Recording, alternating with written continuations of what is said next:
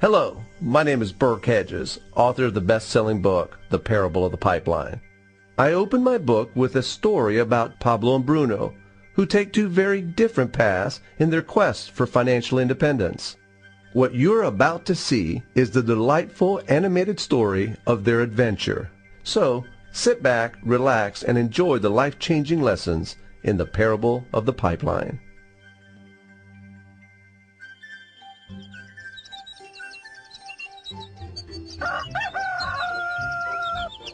Far away, in a small village, near a beautiful valley, lived two friends, Pablo and Bruno.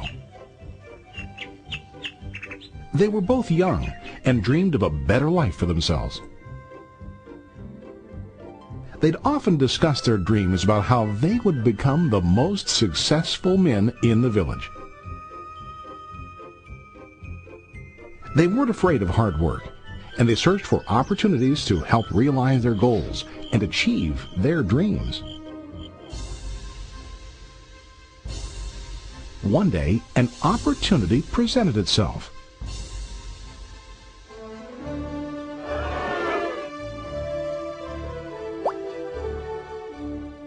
The mayor of the village decided to hire two people to bring water from a spring up on the mountain, across the valley, back down to the village. They were to be paid based on the amount of water delivered to the village. Bruno and Pablo enthusiastically got to work. Every day, from morning till evening, they carried buckets to and from the spring. They worked hard, carrying water to the village. In the evening, they'd return home with their day's wages.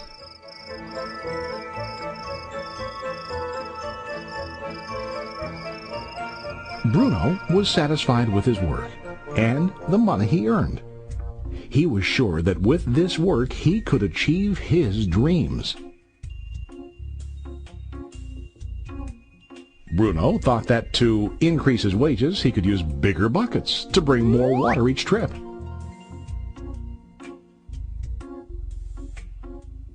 He believed with a larger income he would soon be able to buy a cow and the house that he dreamed about.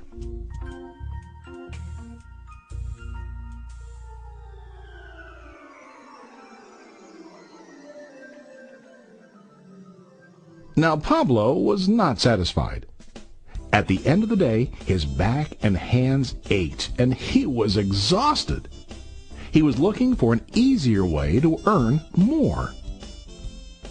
One day an idea occurred to Pablo. He imagined building a pipeline to deliver the water from the mountain spring to the village. With this pipeline, he could get more water to the village without carrying buckets back and forth from the spring to the village. Soon, he got very excited about his idea and began to plan. Pablo, of course, shared his idea with his friend Bruno and asked him to join with him to work on and help build the pipeline. Bruno thought the idea was crazy. All Bruno could think about was what his money could buy today and how to get it quicker. He felt that building a pipeline would slow him down and delay him in achieving his goals. Instead, Bruno got bigger buckets and went more often back and forth fetching water. He was sure that with this method he could make more money. Pablo decided to build the pipeline on his own. He understood that it would not be easy to build, and it would take time to complete the pipeline. Pablo knew that it could take several years to finish, but he set his mind on his goal. Every day he worked and carried water like before. But on weekends and during his spare time, he worked hard to dig in the rocky soil and build his pipeline. In the first month, there was little to show for his work.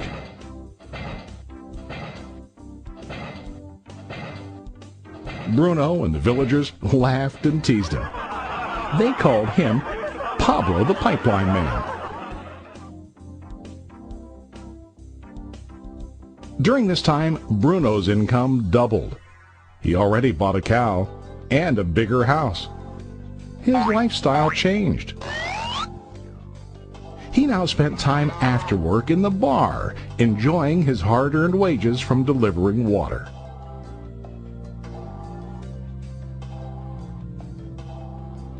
What Bruno didn't realize was that his body was starting to stoop from carrying the heavy buckets every day.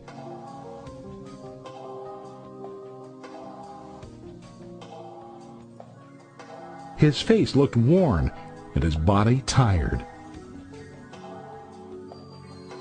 Soon, he began to carry less and less water due to the wear and tear on his body.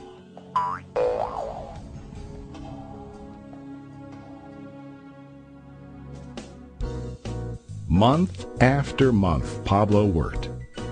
Soon a year passed, and then a second year. Finally, Pablo finished his pipeline. He now used his pipeline to deliver water to the village instead of carrying buckets. Pablo was now earning more money than ever before. The water continued flowing to the village, while Pablo wasn't working.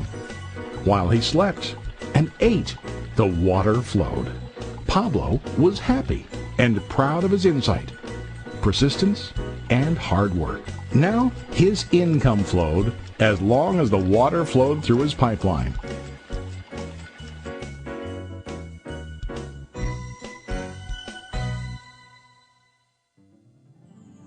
The story of Bruno and Pablo is a reflection of life. Their jobs symbolize what most people do to earn money. Bruno gets his money using buckets. He goes back and forth, carrying his buckets from the spring to the village in exchange for money.